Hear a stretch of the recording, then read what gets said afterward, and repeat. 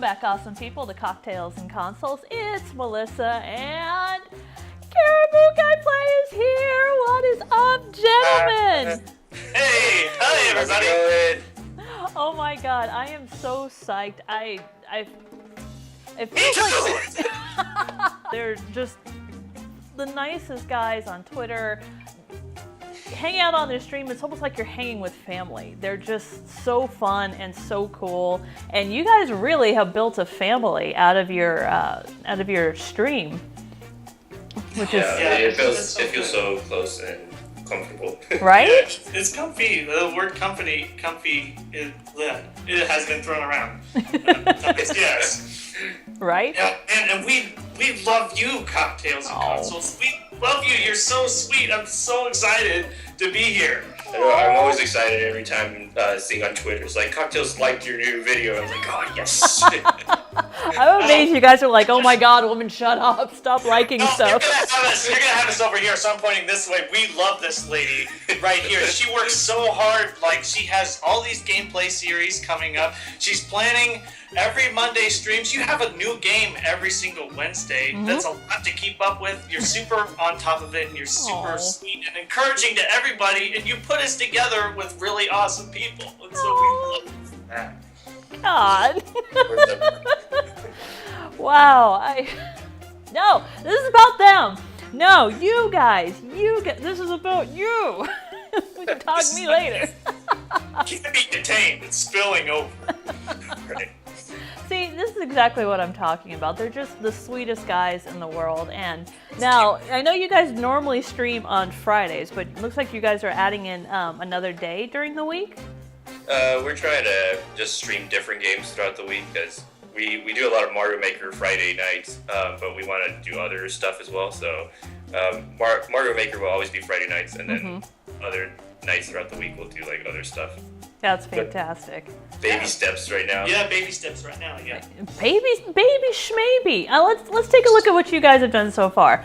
How many games have you covered since you've just been out? You're up to now almost 2 nights a week streaming, and you have the Soda Wave show.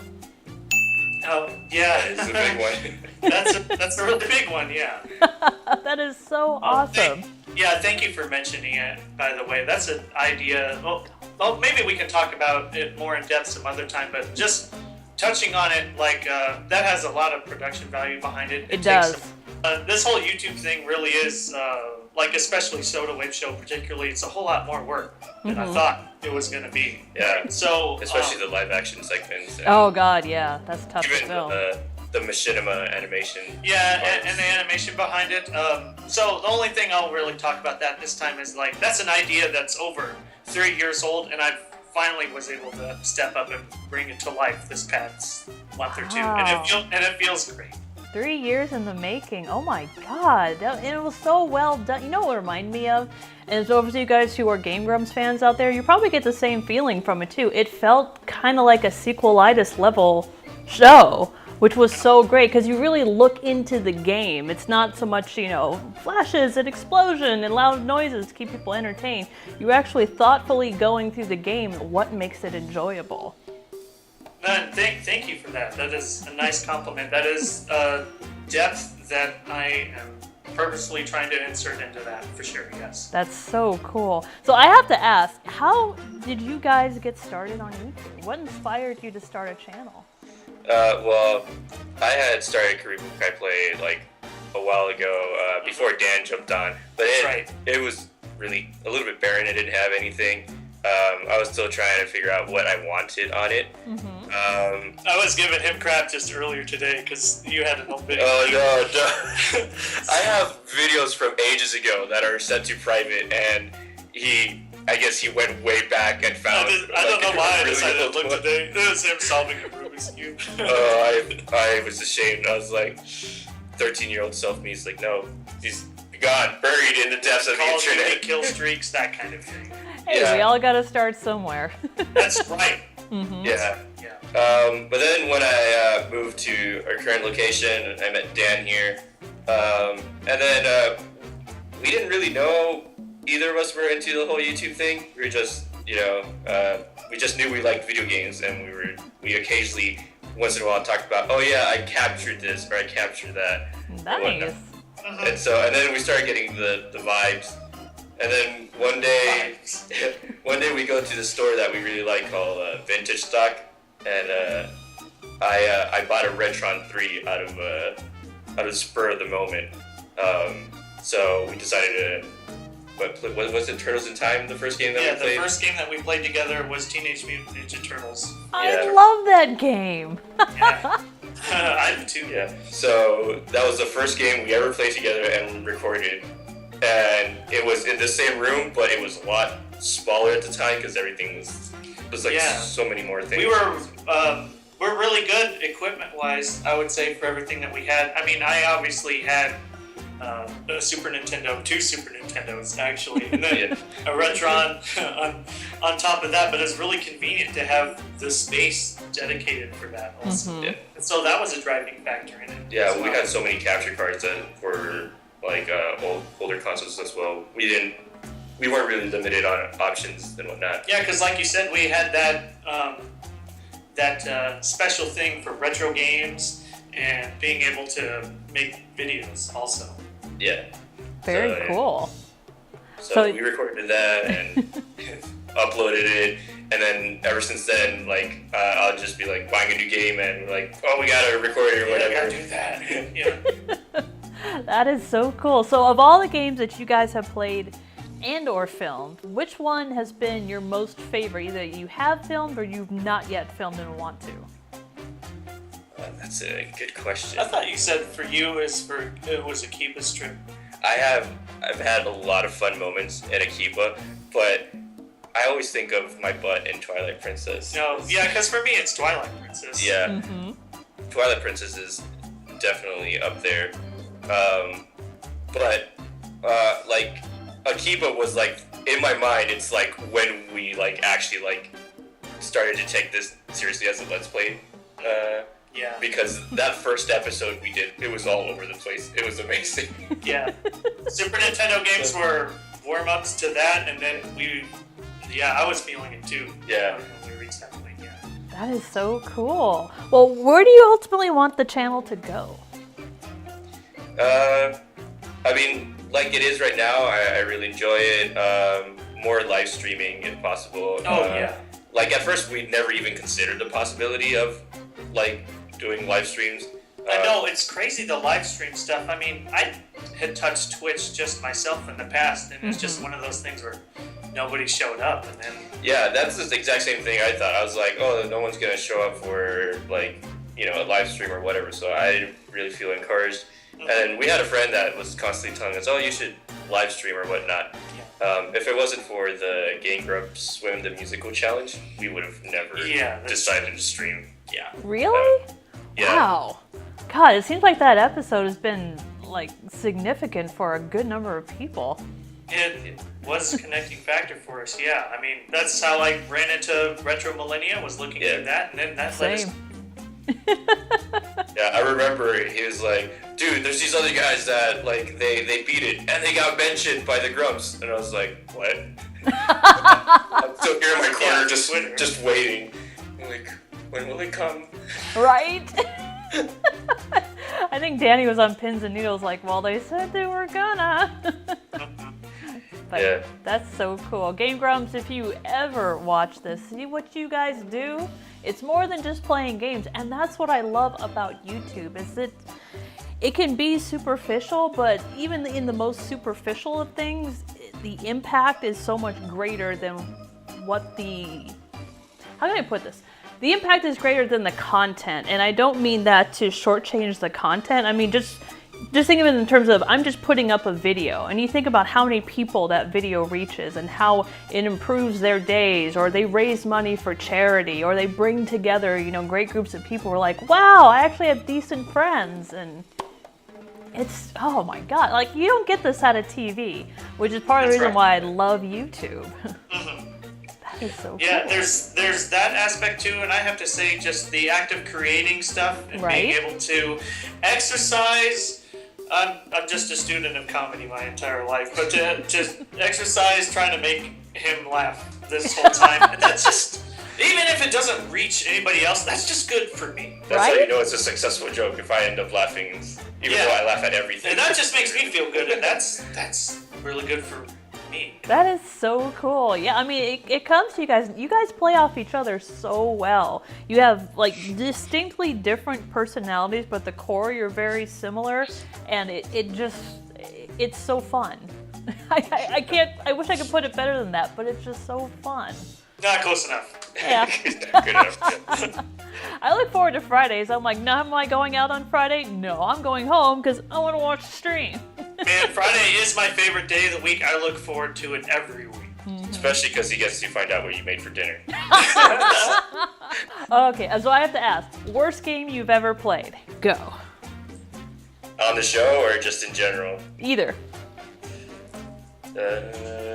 Well, I know what I like when it comes to games. I wouldn't say I own very many bad games, just because I've always been able to selectively do it. Like, I wouldn't go out of my way to buy a bad game and then play it. But I bought Shadow the Hedgehog when it was new. Oh, you played that. I own it. I own Shadow the Hedgehog. I own it too. That is... You own Shadow the Hedgehog? Yeah, I bought it when it came out as well. Yeah, I have that for my Nintendo GameCube, and it's absolutely that one. Well, dude, it's funny because, like, I played that as a kid, and I only have good memories of that. Because, I was like, I don't know how old I was when that game came out, but I was like, oh yeah, I'm like such a badass kid. Everything's so dark. There's guns in this game. Motorcycles. Explosions. Like, end of the world. Like, it was the awesomest game ever when I was a kid. No way. And then I grew up, and then I'm like, oh my god, this game looks We all know as a better. parent that there's this thing surrounding Sonic that he doesn't have good games. It's just what the culture looks like in gaming today, but no way. I had that back with Shadow the Hedgehog. Right? So for the cocktails for this one, we're doing a little bit of a twist here. So whereas normally we start out with an alcoholic drink and then we show you the non-alcoholic version, these two are completely non-alcoholic. You can add alcohol to them if you so desire, but I want to do something kind of simple. And the whole thing about that is, a lot of cocktails, like, they tend to go way overboard, and you need to have this, and you need to have that, and you need to have this kind of a garnish. And I think it kind of turns some people off because they're like, look, at the end of a long day, I just want something refreshing. And thanks to you guys for your recommendations, that's what we're going to build today. Okay. So Officer Dan's favorite drink, which I could not find, was it Pineapple Crush? It's the official name? Oh yeah, I love it. Ah. I love it. I could not find it. I think this stuff only Well, I lives in can't either. Canada, right? Yeah, I think it's seasonal. I think it is too. So you know what? I'm going to show you how to make, if not that, something a little bit better than that. And this will be handy for you guys at home. For those of you guys who like soda and are having trouble getting off of soda, you're like, well, nothing could beat this. Make it at home, and you don't need a fancy machine. You don't need that soda bubbler, whatever. Fuck that shit. No, all you need for Pineapple Crush is we're gonna take a glass that we've lined with a couple of lime slices. That's gonna be the only acidic part. He likes his on the sweeter side, so that just adds a little bit of garnish, and we'll give it just a little bit of sour. So what we have here is some pureed pineapple, and pineapple is one of the best things to puree. If you guys love, what's that drink called? I don't think I can say it on the air. Yeah, orange, second word, name of a famous Roman emperor. Yes, there you go. Use pineapple instead. Pineapple froths better than oranges do, so you don't need the egg whites, you don't need the vanilla pudding mix, you just pure pineapple. So we're going to fill the glass about halfway up. Now, unfortunately, this is a very tapered glass, so I came prepared. And we're just Is that what tapered means? To have it look like a magic potion? Because that's kind Yes. Okay. It's got more of a jelly look than like a potion, though. Oh yeah. I expect my potion to be like fruit punch. It just goes down smooth. I mean, the glass just kind of has like that HP. It does, shape. Yeah. And then to that, we're just going to fill the rest with soda water. Oop. hopefully not bubble too much over. There we go. So we're gonna add that to the mix. Awesome. Now it may need a little bit of stirring, but that's fine. Now you can always pour the pureed pineapple through a strainer if you're not a big fan of pulp, so you'll get like pure juice. Or you can leave the pulp in there, it's really up to you. There we go. And then I'm gonna top it off with a little bit more soda water. And then finally, and this is why I love making these kind of drinks at home, we're gonna add the sugar manually. So let's talk a little bit about simple syrup. The nice thing about simple syrup is exactly as it sounds. All you need to do to make simple syrup is 1 cup water and 1 cup sugar. And to that you can add anything you want. You could add lavender, you can add lime slices, you can basically make it your own. My recommendation is if you do make simple syrup, try to use stuff that you wouldn't want pieces floating around in your drink, which is like lavender, or you can make it with rosemary. You wouldn't exactly want to chew on pieces of that in your drink, but if you stew it in the simple syrup, you'll get the flavor without all the little pieces. So we're going to take our simple syrup, which is just a basic vanilla simple syrup, and we'll add it in. Now this becomes really nice, especially if you're trying to get off soda, because you can start to dial back the sugar. You are in complete control. So you can add as much of it as you like, you can add as little of it as you like. And then you can also dial it into like how sweet is the fruit that you're using. And there you have it. Not sure how much that's showing up on camera. Gorgeous, plenty, enough to make me want to drink it right now. Really nice. Ah, good. Good is good. If only Now, Fresh actually looked like that. Yeah. for Shinja actually created his own drink. You want to tell the story about how you came across your I haven't invention? heard this. Oh, well, I went to Sonic with a friend, and they have this item on the menu called Ocean Water, which is basically just Sprite with like some coconut flavoring and whatnot. But he got locked out of his car while we were waiting at Sonic. So I started experimenting with different like syrups and whatnot. And so I was like, oh, dude, mango sounds really good with like some coconut. So I added some mango flavoring to it, and it was amazing. This guy's exotic. See, I have to Sometimes do I a need to say thing. it. He created this drink completely. Well, cool. So what we have here, now you said you like yours a little bit on the icier side, the slushier side. Yeah. So what we have, I don't like to do this one on camera because it's really loud, but I just put equal parts mango, coconut milk, and ice in a blender and just let it rip.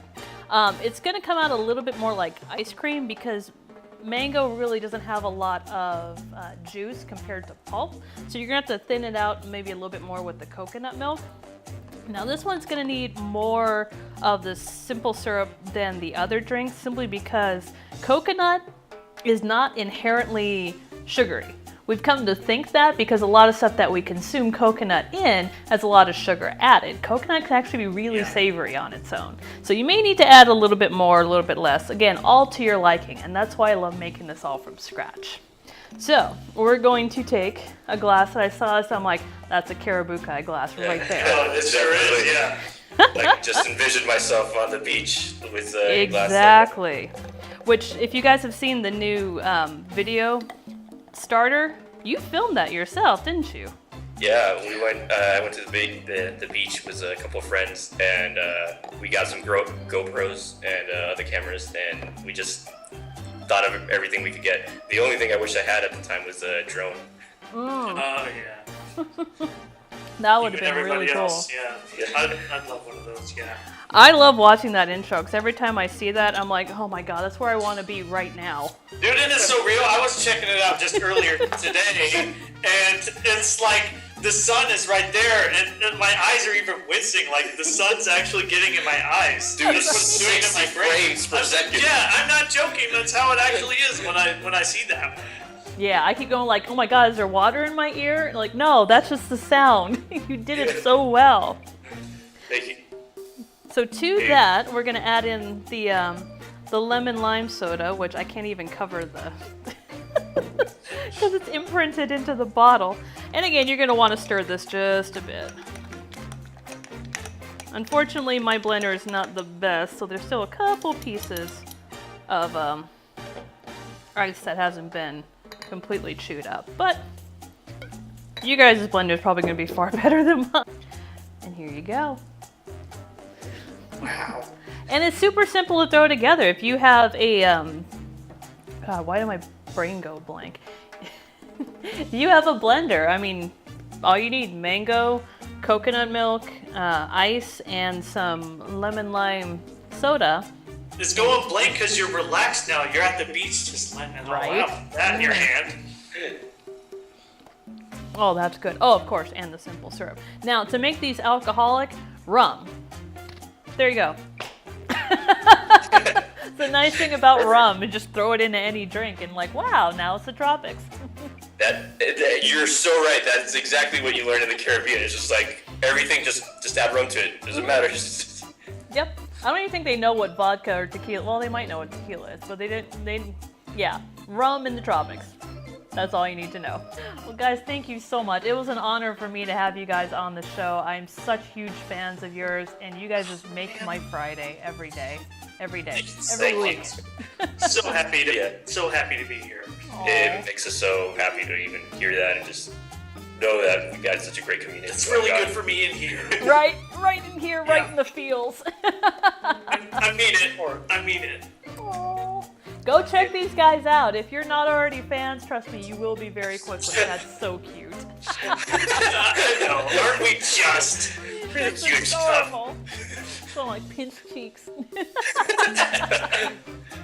Oh, well, thank you guys so much, and I'm looking forward to Friday as always. And thank you guys for watching.